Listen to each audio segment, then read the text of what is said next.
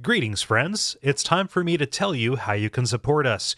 Go to patreon.com/Duckfeed.tv to find out how you can kick us a couple of bucks a month and get some neat stuff in return. And also go to Duckfeed.tv/tipjar and use our Amazon links when you're going to be doing your holiday shopping. It's that simple, and we really appreciate everybody who has done so far. Thanks. Some of our landings were desperate adventures. We are now prepared to meet the inevitable counterattacks with power and with confidence.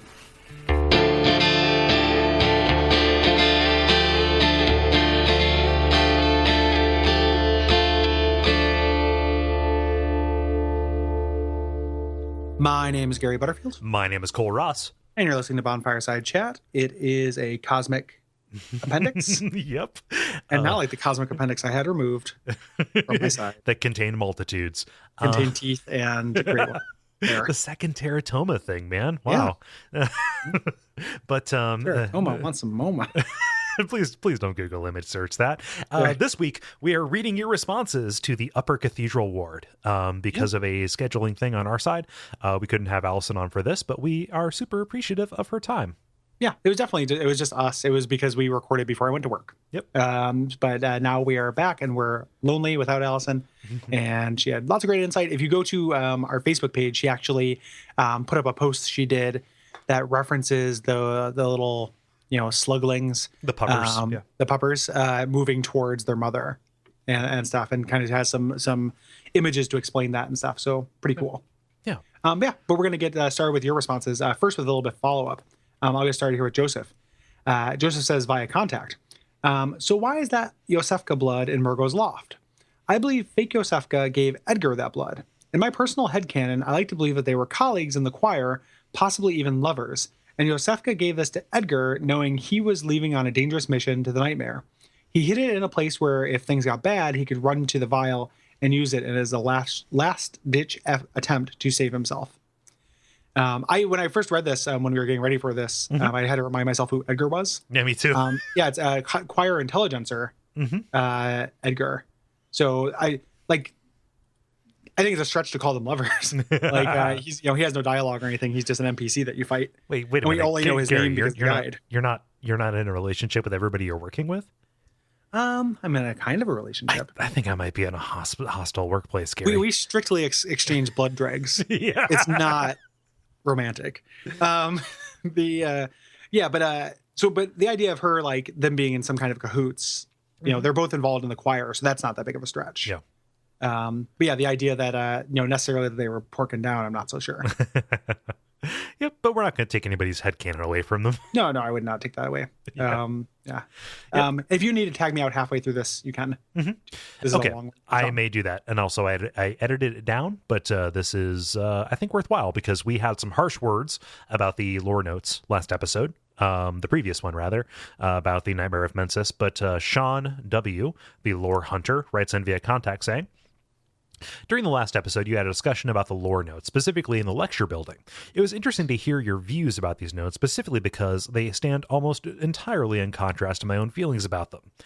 I like lore notes. I agree that storytelling through item descriptions and environmental storytelling are hallmarks and highlights of the series, but I see the lore notes fulfilling another role. This may be a point of contention, but I think that Bloodborne feels more alive and lived in than Dark Souls, in part because of these lore notes. They are written in a way that suggests character and speaks about the author in a way that I don't think the item descriptions can. It comes down to suspending disbelief, but the one issue with them, with item descriptions rather, telling a story is that it is unclear why the character learns what they do by acquiring them. It's not a big deal, and one I can typically overlook, but the lore notes act as memoirs that both make sense and open up opportunities that Bloodborne takes advantage of. For example, take this note found in the study outside of the Erden Chapel. The Bergenworth spider hides all manner of rituals and keeps our lost master from us, a terrible shame. It makes my head shudder uncontrollably. I love how it not only conveys information about the plot, but gives a human touch of emotion that characterizes the author. They're clearly upset. They're clearly upset about their missing master, and to a degree that belies the level of mental instability that helps characterize the people and state of Yharnam. Another note reads, "The red moon hangs low and beasts rule the street. Are we left no other choice than to burn it all to cinders?" And Gary, I'm going to tap you in. Sure. Not only are we given a pivotal piece of plot information about the connection of the pale blood moon to the hunt, but there's a sense of helplessness and despair by the author's question that helps humanize this powder keg hunter and their uneasiness with the tragic act they are helping to commit. Looking at the lecture building, I also noticed the high number of lore notes in the area. While some of it was exposition to hint at the ending of the game, I also saw it as displaying not only how close Byrgenwerth was getting to a revelation, or how they had in fact made one, but for me, also it told the story of how Byrgenwerth's means and methods shifted as they sought transcendence. It made me ponder whether or not Byrgenwerth had ever understood what they had discovered, or if they had individually found parts of the truth, or if this was the very knowledge that landed the lecture building in the nightmare. And finally, I will admit that I like them simply because they make me feel like a Lovecraftian protagonist sifting through the journals of those who had discovered the Elder Truth, and I really like that. I can certainly understand the arguments made against them, but for the above reasons, I really enjoy them and think that they are an addition to the item descriptions and environmental storytelling, not a substitution. They help flesh out the characters and groups in this world and provide perspective beyond the main movers and shakers of Yharnam. So as regards the item descriptions, this may just be my knowledge of the earlier games in the series, but they're just post-it notes, right? Yeah. Yeah, okay, it's just cool. on the back of every item, there's just a post-it note. Yeah, okay, cool. That you just read, and that's what happens. Yeah. So like that's well said and well argued, but it's one of those things where like, there's gotta be a word for that. This is the second time in a short amount of time this idea has come up in my mind where like somebody makes a point about something and it's like, it's fine, but it's like, no, that all makes sense, but I still just don't agree. You know, like that does make sense. I think that when you say that they're not instead of item descriptions and environmental storytelling, they kind of are in Bloodborne. Or at the very least, if it's a correlation, if not a causation. Like there are more lore notes and less of the other. So it doesn't necessarily mean it was an active substitution, but on the balance, there's more of one than the other, or at least there's a significant number of one and less of the other in Bloodborne. And then the idea that like it's giving you an idea of the character, or you're having this apocalypse log feeling, I could dig that too, but they're too short for that. Yeah, like they're too short and they're unauthored.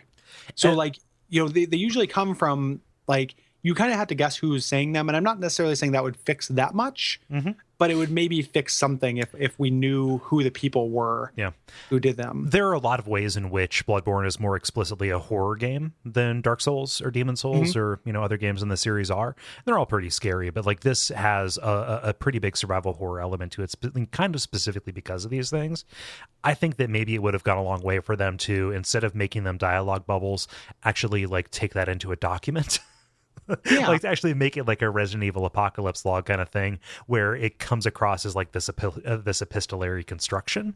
Totally. Almost. Like they could have just been letters to each other. Yeah. That's undoubtedly how people communicated in this world.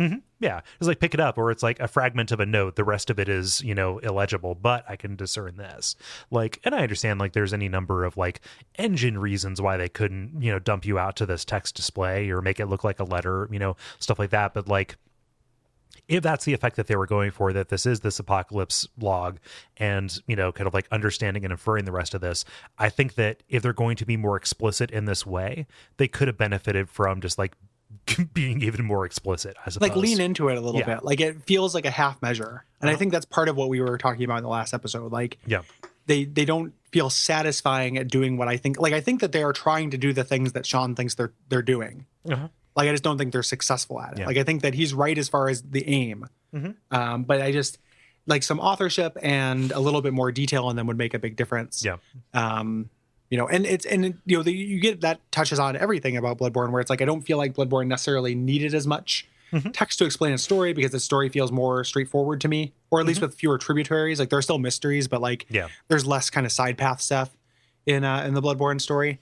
But, it doesn't, and it's also not unique then, right? Like if we're just saying like, oh, this would be better if it was more like Resident Evil, I can think of at least one series that does the Resident Evil notes pretty well. Yeah. It starts with R and it rhymes with Resident Evil. Oh, I thought you were talking about Silent Hill. Oh, no, that too. But I'm just saying like that's been done forever. Whereas this kind of item description, personal archaeology, environmental storytelling thing is, to me, really elemental and one of the unique, points of Souls, right? I could totally needle you with the thing that would set you off on a rant.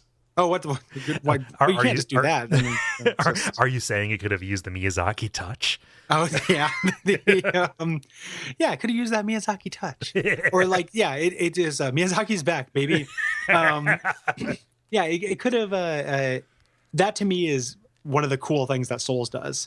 Having just these apocalypse logs thing is just a thing that video games do all the time. Yeah. You know, and I think it's fine, but it's not unique and special. Yeah. I mean, just like own it and do it if that's the mode of storytelling you want to use, but don't try and make the sugar go down better by trying to hide it just barely. Yeah. Like sometimes they're cool, like evocative phrases, but they very rarely, like the two examples you pointed out are really they're good. great. Like my head shuddered uncontrollably. Like boom, that shot from Jacob's ladder. Like I get it. I totally understand. They're really, some of them are very evocative. The ones you mentioned are very significant and feel really lore significant. I don't feel that way about all of them either. I don't think every single one of the lore notes has as much weight as the examples that you give. And there are a lot of them, and a lot of them just feel like fluff them to me. Yeah. And there are ones that like repeat themselves, like say the same thing, and like their placement doesn't always feel significant. Sometimes it does, but sometimes it doesn't. There's just an air of like half-bakedness to them, to me. So like, even if I agree that I like the things they were going for and that they were going for the same thing, it feels like a failed feature to me, or like a half-implemented one. With and again, well-reasoned argument, and I agree with the things and stuff. Like it's not like Sean's smart. Like it's not like it's a wrong opinion. It just didn't work for me. Yeah. So moving on to responses. I'll go ahead and start us off. All right. Dalton says via contact. The Upper Cathedral Ward is probably the closest Bloodborne gets to a true horror game experience. Bloodborne definitely has some horrifically dark themes and set pieces, but overall, I wouldn't put the game in the same category as an Amnesia or a Silent Hill, at very least gameplay-wise. The entire area is shrouded in darkness, and creeping around every dark hallway is tense and frightening. This is one area where Bloodborne got a genuine jump scare out of me when a brain sucker grabbed me from behind, and that crashing chandelier set piece was spooked up. I love that. Yeah, I like that phrase. Abritus gave me the hardest time of any Bloodborne boss and almost feels cheap at times, but it's it's a fantastically disgusting design. Overall, the area is great and continues the trend of optional areas being the most unique and rewarding content in the game. And I would argue in like most Souls games. Yeah, definitely. Yeah. I mean, if so what's what? I was about to say something really dumb in that the expansion content is technically optional. Yeah. Like in Dark Souls 1, I'm trying to think of the optional content there. Like I'm a big fan of Ash Lake, but ... Is it just that Bloodborne really does it really well? Yeah, I don't know. Canehurst, Hemwick, all that. Yeah. Canehurst, Hemwick, Painted World. Oh, okay. Yeah, there we go. Painted World. Yep. Dark Souls 2 doesn't really have an awful lot optional in it. No, I mean it's all kind of optional, in some ways, because you can brute pass your way past Soldor, but like, yeah, Soldor. Yep, the Barbarian King. Yeah. Gifted in ways of combat and mysticism. Soldor. I would say that like this is the second most horror themed area after the prison, like the Hypogean jail. Yeah, because like the where you get there and waking up there and stuff, that felt like a horror game to me. Like as strongly as this, if not more so. But this is definitely a super horror game. I went and saw Crimson Peak. Okay. Crimson Peak is like they go to Castle Canehurst more or less. This is Guillermo del Toro's movie? Yeah, and it's super flawed. It's not it's not a great movie or anything. It's no Babadook. It's not a Babadook. Babadook is great. This is not scary and not really meant to be. It's really predictable, and there are all these problems with it. But I still think it's worth watching. I still think you should watch it because it is absurdly beautiful in a way that explicitly kind of reminded me of like a Souls like area. Like they built this mansion for the movie on rock and roll. It feels like a Souls mansion. Like it feels like it's like 1 degree of Souls connection away from being coverable for the show. Like because it looks so much to me like a Souls set piece. So that's just a side note. Wait, so it's beautiful and entrancing but flawed, so it's a Guillermo del Toro movie? Yes. Okay, cool. Yeah. It's visually beautiful and not actually that well plotted. Yeah. If we end up doing the Labyrinth, we should also do Pan's Labyrinth. Oh yeah. Yeah. Like just pair it with it. Yeah, just start doing things. Yep. Just other things we want to talk about. Yep. So. Oh man. Yeah. But yeah, this is a theme that continues through these letters, actually, is calling this explicitly a horror-based thing. which is weird because we didn't talk about that much in the actual episode. We talked about the set pieces and stuff, and we talked about the Resident Evil comparisons. It's there. Yeah. Steven writes in via the contact forum saying, "Here we are at last at what is unequivocally my favorite area in the game. This may be, in part, due to the fact that I didn't even know it existed for my first couple of playthroughs of the game. This is also because of Ebrietas. I undoubtedly put hours upon hours into fighting her, and every time I was only 2 or 3 hits away from victory. However, I was never frustrated or angry when I died, because I knew her patterns and I just was not acting quick enough. It reminded me of when Gary talked about fighting Artorias way back in Season 1. And when I finally bested her on New Game Plus for some odd reason, I snagged the Platinum less than a week later. This is by far my favorite boss in the series. Also, bonus points for having the second best boss fight music in the game. And you can't say second best without saying what the first best is. Yeah, when he didn't. So you can tell him that in the past, but Yep. You're talking to a letter, Cole. He can give you no new information. I'm only a memory. Yeah, that's like I get what you mean. Like for me that's a real stretch. Like this is not one of my favorite bosses, but like you're talking to two people who really like Artorias but don't like Ebrietas that much. Yeah. So but they're I could see if you got the same kind of like pattern thing. It's also, and this is, I've said this a little bit before, hinted at it, and this may be a controversial statement. Almost all of the music in Bloodborne bounces off of me. A little bit, yeah. Like I like it feels to me like the games are getting less memorable musically. Like Demon Souls was great, Dark Souls was good, Dark Souls 2 was worse musically. Bloodborne is, it's not worse, but I don't remember it very much. Like less distinctive. Like Demon Souls had the False Idol track and a lot of like and you know, a lot of really distinctive tracks, like the Adjudicator theme with like the big sickening horns, like kind of well, like even Dark Souls had like Ornstein and Smo. That was a fantastic track, and also the oh my gosh, what am I thinking of here? Yeah, the Moonlit Butterfly. I was thinking Gwendolyn, but it's the same track. Yeah, like that. You know, and the pinwheel music is really cool too, even though nobody ever hears it because you kill them too quickly. But that music's really good. And then I just, you know, Dark Souls 2 felt like someone doing a shitty impersonation of the Dark Souls 1 music. A little bit, yeah, for the most part. With a couple of exceptions, there's a couple songs I like, but then Bloodborne is just like the music just doesn't do it for me. Like we've spent like a good amount of time listening to this music too, like trying to edit it in. Like it's not like it's not through lack of exposure. Yeah. Like the main theme I like a lot. I have like the Bloodborne PS2 or PS4 theme. So whenever I pull up, you know, turn on my PS4, I listen to Bloodborne music, and that song is really good. Oh yeah. But for the most part, it doesn't do it for me. It's the weirdest. Like, so I'm a really big fan of ambient sound. Like I've got like speakers and stuff set up, and I will just play white noise or like Brian Eno music or like ambient video game music and play. But whenever I'm updating my PS4, my apartment is just full of this very sad string instruments. Yeah, and I love it. It's great. Yeah, that's a real good song. Yeah. So Dan says via contact. This is easily the most unsettled I've felt in the entire game, mostly due to the really unnerving backing track for the whole area. The Great One babies, or whatever they are supposed to be, first clued me into the horror of this area, especially the ones all staring at the main cathedral. Inside the main dark building of this area kept me on edge, though. I saw through the wolf jumping through the window trap. It smelt of an ambush.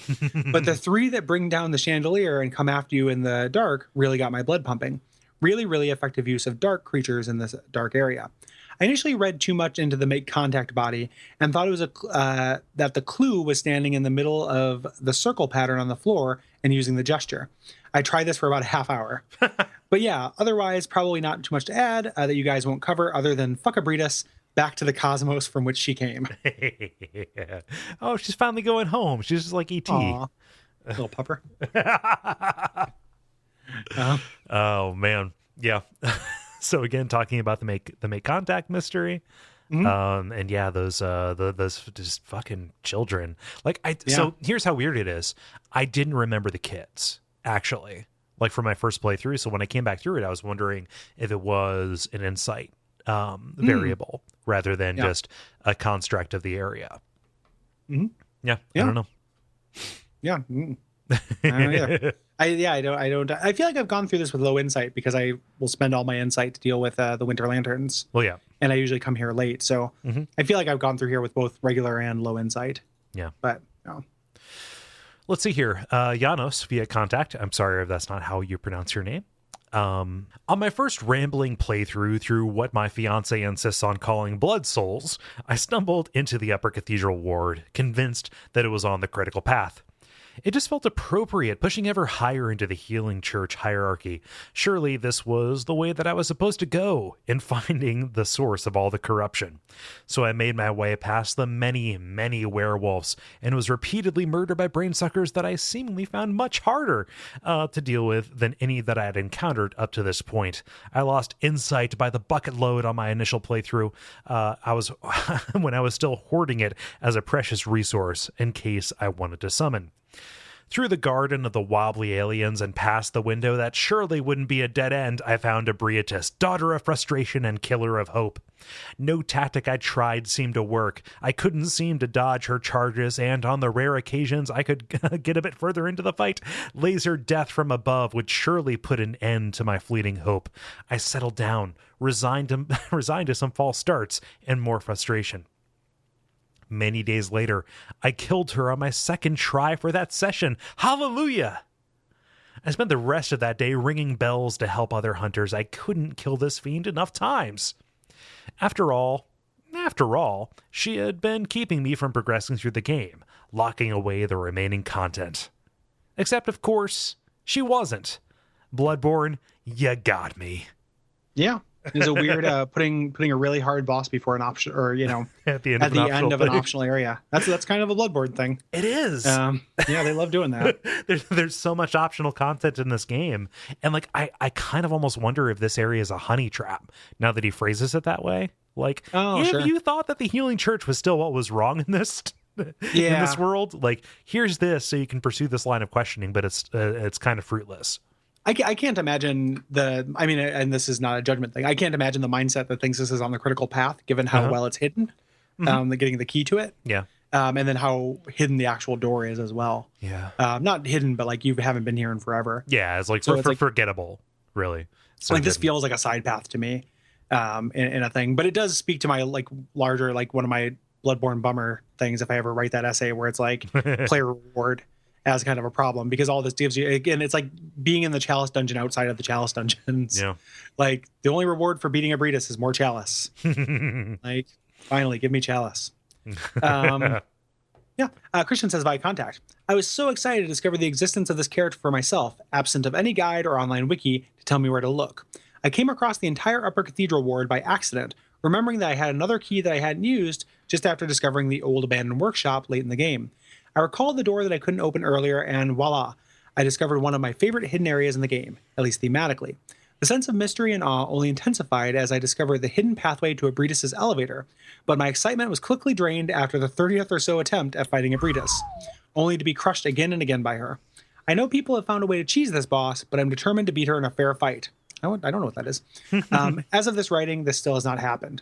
I don't know if I'm sending this piece of feedback too late, but regardless, I'm looking forward to hearing your thoughts on this boss fight and what you think the lore connection is between Ebrietas' Altar of Despair and the resurrection of Queen Annalise and her quivering mass of flesh.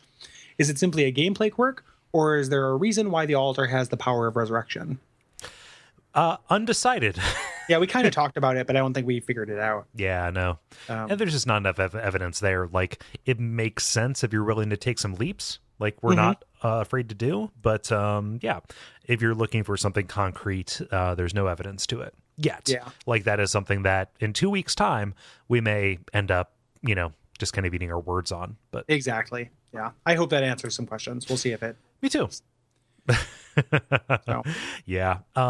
And that's something that kind of popped up. This episode kind of had a little bit of parallelism with Bergenworth, because it's kind of a similar amount of geography. Like, Bergenworth is a little bit smaller, but these are both play light and theme heavy areas.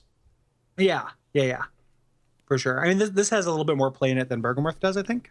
Yep. Like, because it's more intense, fewer encounters. There's more encounter design. Yeah. Yeah, but agreed. Sean W. writes in via contact saying, "Guys, I went to the craziest party last night.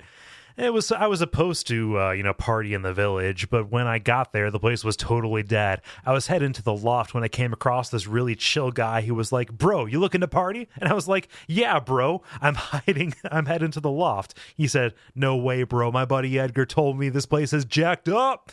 You want to get to the party in Upper Ward, party with the choir, you know?"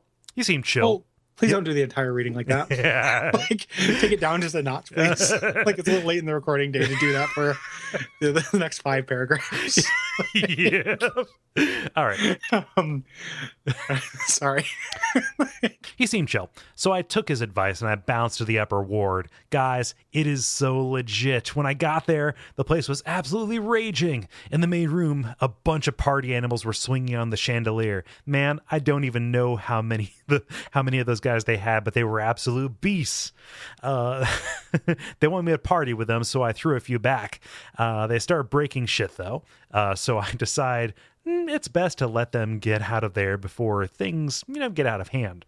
So I go and scoping out the place a bit more, I found some dudes high out of their minds. They tried to pick my brain about politics and philosophy, so I didn't hang with them for very long. Total buzzkills. After that, I head out to this balcony, and there's this dude who's just totally out of it, just standing there, staring at the sky with his arms in an L shape. He's just standing there, so I copy him, and we take a picture together. It was hilarious. Then I hear this chanting out back, so I go and take a look, and holy shit, there are a bunch of people tripping balls. They're all like, the sky and the cosmos are one, or some shit like that. Fucking bonkers. I'm pretty hammered at this point, so I see this broken window, and I totally climb through it without thinking twice. I can hear some music, so I go looking for the source. Like, holy fuck, guys, you're not even gonna believe this. I find this one lady passed the fuck out with this other lady just hanging out and chilling. I go over to her and I'm like, "Hey, is everything cool?" And she's like, "Fucking no."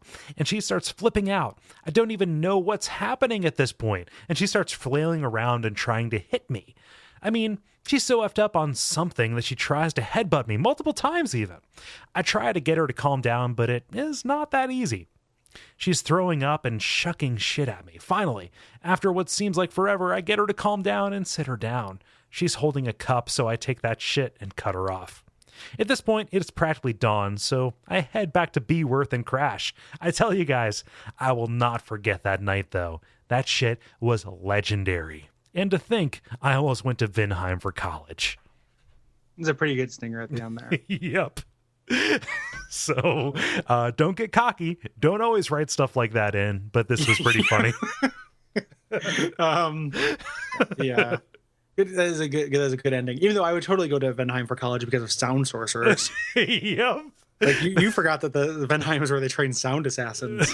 And in my maybe my all-time favorite, least explored lorelet. Mm-hmm. Like, it's just like a evocative phrase in the series, like Vinheim, where the sound sorcerers are. Like, that's pretty good. No, and the fact that Dark Souls 2 dealt so much with dragons, I thought they were going to deal more with Vinheim. Yeah, but me too. Nope, and that was the big theory early on. I was like, oh, it's Vinheim. And not the case. Finally, Talon says via contact. This is just fun. Yeah, this is just fun, and things are great. If one spends a bit of time enjoying the vistas of Cathedral Ward at dusk, one should notice the bellowing chimneys in the Upper Cathedral Ward. Assuming the sun sets west, look northwest. Those chimneys are also part of the front visage of the building by the time you reach it proper. As well as my memory serves me, those are the only working chimneys in Yarnum, and there's a complete lack of fireplaces within the building. This leads me to a question. Is there something underneath the Upper Cathedral Ward? Oh, most definitely. Yeah. Yeah. Like, I don't know if they're refining stuff like the Hammerites and Thief, but yeah, we see them. Like, we see what's beneath the Upper Cathedral Ward, both Vicar Amelia and then also Abratus. Yeah. Yeah. Even though there are no fireplaces there. Like, there's nothing that seems to suggest chimneys. Yeah. I mean, so this is a little bit of dreamy weeminess or themey theminess, but the fact that this is Victorian and steampunk, kind of in that degree, this is kind of on the front edge of the Industrial Revolution or whatever. We're gonna put some smokestacks on the horizon. It's fine. Yeah, that was my thought too. Is it's a aesthetic choice rather than a world building one, really. Yeah. Yep. Yeah. So that's my guess. I don't know that it leads to anything. Again, in 2 weeks' time, this may kind of take some wind out of our sails, but yeah, I'm gonna guess not. Yep. Yeah. Agreed. So yeah, thanks everybody for your thoughts. Thanks again to Allison for joining us on the main episode. Yeah. If you have things to say about, so we're not doing a bonus episode on Extra of the Wolf or Extra of the Wolf. God, I'm tired. Brotherhood of the Wolf. But if you have things to say about chalices, chalices. Yeah. Hit us up. And we don't know exactly when that episode is going to come out. Nope. It's possible we might put that off a little bit longer because we don't want to do them. Nope. It is a real question of us doing our jobs against our feelings and stuff. Because quite honestly, like if I could put down Bloodborne now and be done with it, I would. But I'm powering, I mean, not the DLC obviously, but powering through the main game. Get through the rest of those chalices is not my favorite thing I'm doing right now. Nope. And really the chalices just highlight one particular thing, which is we started this show because of our enthusiasm for the series, for our enthusiasm specifically for Dark Souls 1, but that is extended to everything else. I've not balked at playing any of the game for the show except for this, which reminds me, that's 100% true. We're doing this because it is fun. Yeah, it is. This is the first time I've ever not been up for playing a Souls game. Like I'm like, this is Souls content I haven't seen before that I don't want to do. Yep. Like that is so damning. We'll see. This is coming out after. It might be coming out after the live episode from OGDE. I don't know. Yeah. Well, I mean, not this episode necessarily. Oh yeah. Won't be. But this episode is coming out after we've done the me and Jeremy Greer have had the chalice debate for Duckstream. So we'll see if I've changed my mind. Yeah. See if he can convince me. My guess is no, but at the very least, like it will be fun. Yeah. But yeah, it is just boy, I've never not wanted to play Souls, and now it's just like it's like a monkey's paw. Like it's like, oh, you wanted unlimited souls, did you? Yeah. Do you want all the levels you could possibly handle? Here you are. Oh, God damn it. Don't worry, you get more chalice dungeons and sometimes a weapon with an adjective attached to it. Yeah. I like literally couldn't care less. Like it is so, but looking forward to the DLC. Oh yeah. Yeah. Like that'll be great. So like people who are listening at this point, they know how much Bloodborne is left. If you have any thoughts about the Bloodborne that is left, just go to duckfeed.tv/contact. Yeah. And we are, we make this disclaimer every season. I feel like, we don't necessarily want just glowing praise for the game itself in general. This is the place, though, for your thoughts on the endings and stuff. Yes. So when we say Bloodborne, what Bloodborne is left, we mean literally the end game. Yeah. So, but we don't want it, like, just like a review of the game is not really what we're looking for. Like, we likely, if you've written in and praised the game, we've already read it probably. Yep. So we are looking for your thoughts on the ending. And we don't know when that episode will come out, but it's either, 5 weeks or 6 weeks or whatever. Yeah. So not too long. So, yeah. Yeah. So I don't know how much there is left to say for this episode. I know we had a little bit of this in the most recent main episode, but I want to reiterate everybody who came out to hang out with us at the Ohio Game Developers Expo. That was just great. To do a show in as non-populous of an area as Central Ohio and to have as big of a showing as we did, it speaks to both the organizational efforts of Chris, who is the listener, and also the guy who organized that show. Putting this awesome thing together that has made a very convincing case for us to like follow this. But also everybody who drove ridiculously long distances, as you have to do around here, to say hi and to hang out and have some great conversations with. Totally. Like if we're invited back next year, like if you didn't get a chance to go to it this year and you might think you might next year, like this would be a reasonable place for us to go in the Midwest. Yeah. Like we're looking for, trying to be regional with our live appearances. And this was really fun. Yeah. So this was well worth our time and hopefully well worth it for people who came out. Hope they like the talk. You'll get a chance to listen to that one way or another. You'll hear it, and hopefully it is something that you want to hear and was worthwhile for everyone involved, not just us. So yeah. So I'm going to go because we've been recording for a little while, and I don't want to anymore. But I love you guys. I actually am gonna, when you talk about it, I'm probably gonna go log into some Chalice stuff because Jeremy let me know of an interesting little quirk that chalices have that may end up putting a wrench in our thing is that if you don't play in them for a little while, they can be deleted off the server and you can't do co-op then. Oh, so I don't know the fuck. I don't know the details enough to really know about it. I have to research it. But he's like, yeah, make sure you've checked in on all the chalices you've done because that happens. And I was like, oh, that kind of totally makes sense. If like it looks like this is a huge optional piece of content, there are players who probably just never touch them. Even the mainline they want to ones? save.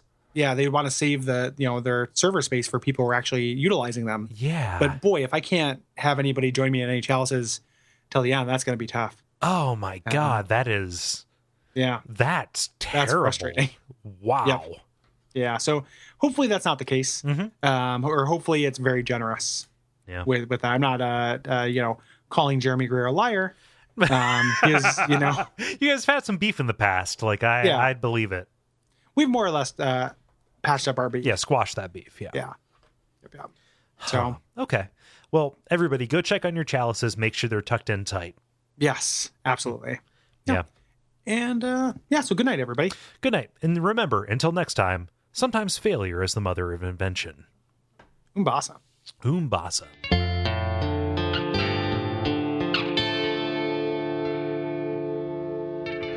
And we all pray that we will have far more soon.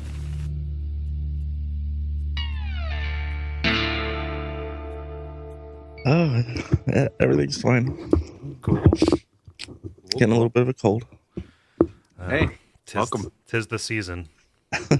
I'm really lucky that I didn't A, get sick off of you, Gary, when you were here, and B, didn't catch anything from the con. I don't know what kind of blessed existence I'm leading that was the case, but probably a hashtag one. Yeah, hashtag probably blessed. the kind. Yeah. Yeah. The you just haven't touched the thing in your apartment that I spent the most time infecting. So you wait. I already washed those sheets you slept on. Well, you'd think that would be it, but not a fucking amateur. Cool. I spread my disease in various and sundry forms. Ugh, my disease.